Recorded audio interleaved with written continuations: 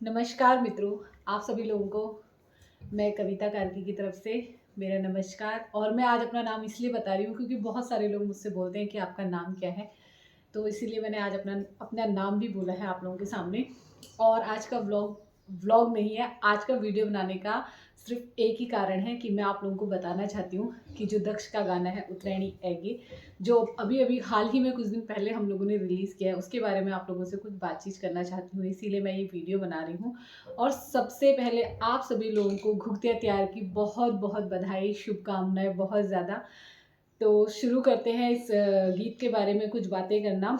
तो ये गीत हमारे उत्तराखंड के त्यौहार घुघतिया त्यार उत्तरायणी के ऊपर हम लोगों ने बनाया है। और बहुत ये ऐसा है कि दक्ष 2-3 सालों से हर साल घुघतिया त्यार के ऊपर गाना बना रहा है और गा रहा है। पिछले साल क्या हुआ, 2022 में इसने उत्तरायणी में कोई गाना नहीं गाया था। तो बहुत सारे लोगों के मैसेज और कमेंट आ रहे थे कि बेटा आपने इस बार उत्तरायणी के ऊपर कोई गाना नहीं गाया, और मेरे रिश्तेदार भी बोल रहे थे। तो इस बार हमने सोचा फिर से पुनः प्रयास करते हैं और एक नया गीत आप लोगों के सामने लेके आते हैं। तो अब ये समझ में नहीं आ रहा था कि गीत किस तरीके का लिखें। उत्तरायणी कौतिक में बहुत सारे गीत जो हैं पहले बहुत सारे गायकों ने गा चुके हैं, दक्ष ने भी गाए हैं। तो फिर हमने जो हेमंत बिष्ट जी हैं, हेमंत दा जिनको मैं कहती हूँ, जिन्होंने सुल्ले दगड़िया वाला गाना लिखा है जो दक्ष के पापा ने गाया है, आप लोगों ने सुना होगा, दक्ष ने भी गाया है, बहुत ही सुंदर गीत है। गीत तो बहुत सारे लिखे हैं उन्होंने, बट मेरी ज़ुबान पे वही गीत बार बार आता है क्योंकि वो गाना ही मुझे सबसे ज़्यादा पसंद है। इसीलिए तो उनसे मैंने रिक्वेस्ट करी और चंद कुछ दिनों में बहुत ही जल्दी उन्होंने इतना सुंदर गीत इतने सरल शब्दों में लिख के दिया।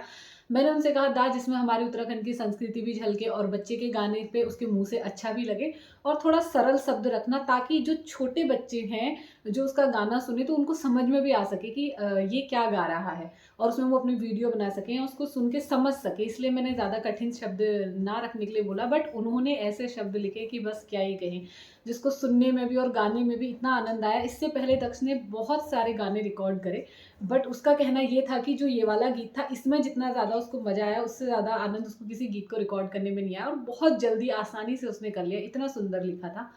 तो बस यही चीज़ थी जो मैं आप लोगों को बता रही थी कि उत्तरायणी के ऊपर जो हमने गाना रिलीज़ किया वो किस तरीके से हमने बनाया। फिर उसके बाद उसके म्यूज़िक की बारी आती है, तो म्यूज़िक के लिए बहुत सारी जगह हम सोच रहे थे, यहाँ काम करवाते हैं, वहाँ काम करवाते हैं।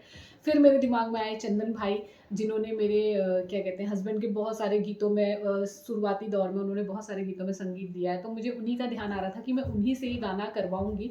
इसीलिए मैंने उनसे बात करी फिर फ़ोन में, तो उन्होंने बोला कि ठीक है। पहली बार उन्होंने दक्ष के किसी गाने में संगीत दिया था, तो बहुत ही दिल से उन्होंने भी काम किया और लिखा भी बहुत दिल से हेमंत दा ने, और दक्ष ने भी बहुत अच्छे से गाया, जिसमें भी 1 लाख से ज़्यादा व्यूज़ हमारे जा चुके हैं।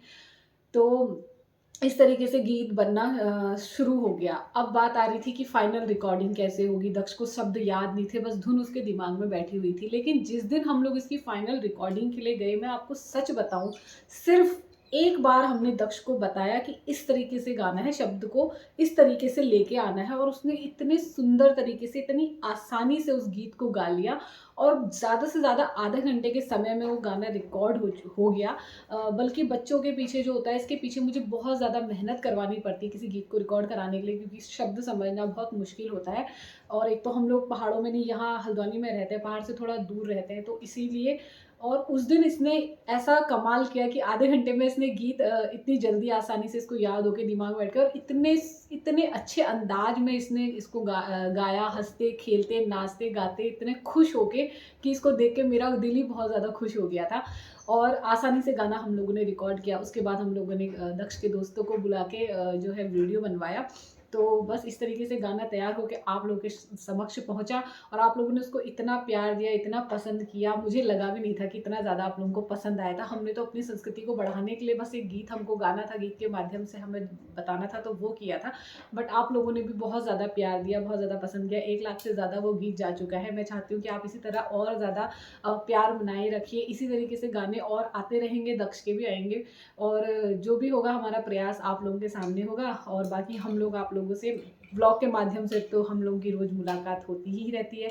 तो बस ये वीडियो बनाने का मेरा यही मकसद था कि मैं आप लोगों को बता सकूँ कि किस तरीके से हमने ये गाना तैयार किया।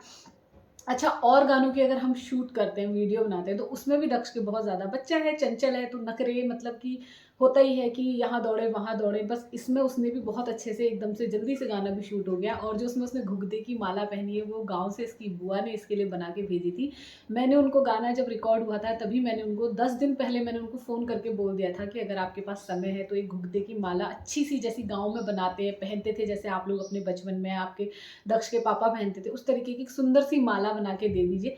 क्योंकि मुझे घुघते बनाने का इतना नॉलेज नहीं है, हम लोग भी बाहर स्टार्टिंग से बाहर रहे हैं मम्मी-पापा के साथ, तो मुझे भी इतना ज्ञान नहीं है इन चीज़ों के बारे में। झूठ क्यों बोलना, जो चीज़ नहीं आती है तो नहीं आती है।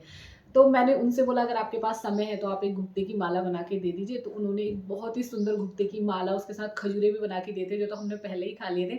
तो वो माला जो है मैंने अभी तक भी रखी हुई है कि जो हमारा उत्तरायणी का कार्यक्रम होगा उसमें दक्ष जाएगा, तो वही माला पहन के वो स्टेज में परफ़ॉर्म करेगा तो बहुत अच्छा लगेगा। तो उस घुघते की माला की वज़ह से जो लुक था वो और भी ज़्यादा अच्छा आया था।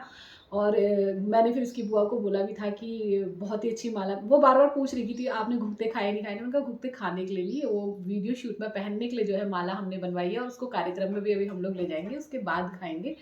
तो आज भी जो है त्योहार के दिन भी दक्ष ने वो माला पहन रखी है। तो अब बाद में उसको जब ये कार्यक्रम है हमारा कालाढूंगी में, तो उसके बाद ही जो है उस माला को तोड़ेंगे। अदरवाइज़ वो सिर्फ़ मैंने शूट के लिए बनवाई थी और उन्होंने बहुत जल्दी थोड़े से कहने में बना दी। तो ये सारी कहानी जो इस गाने के पीछे की थी।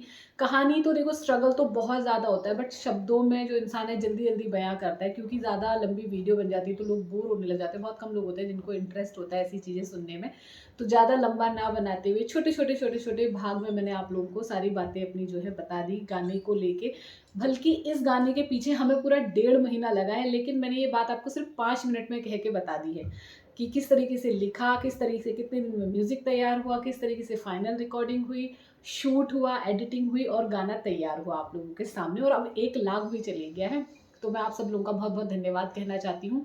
और ये वीडियोज़ मैं ही बनाती हूँ, दक्ष नहीं बना सकता ऐसी वीडियो, क्योंकि वो बच्चा है, उसको इतनी चीज़ें अपने तरीके से वो कहेगा तो आप लोगों को जो है हँसी आएगी, समझ में ज़्यादा नहीं आएगा, इसलिए इस टाइप की वीडियो जो है मैं ही बनाती हूँ। मैं दक्ष को भी कोशिश कर रही हूँ कि वो सीख जाए और बोले, जब उसको अपनी समझ आएगी तो सीख लेगा। ऐसा कोई बच्चों को ज़्यादा दबाव भी नहीं देना चाहिए, क्योंकि पढ़ाई का भी बहुत ज़्यादा बच्चों के ऊपर प्रेशर रहता है। तो बस यही सब कहते हुए मैं अपनी वीडियो को एंड करती हूँ। आप सब लोगों का बहुत-बहुत धन्यवाद।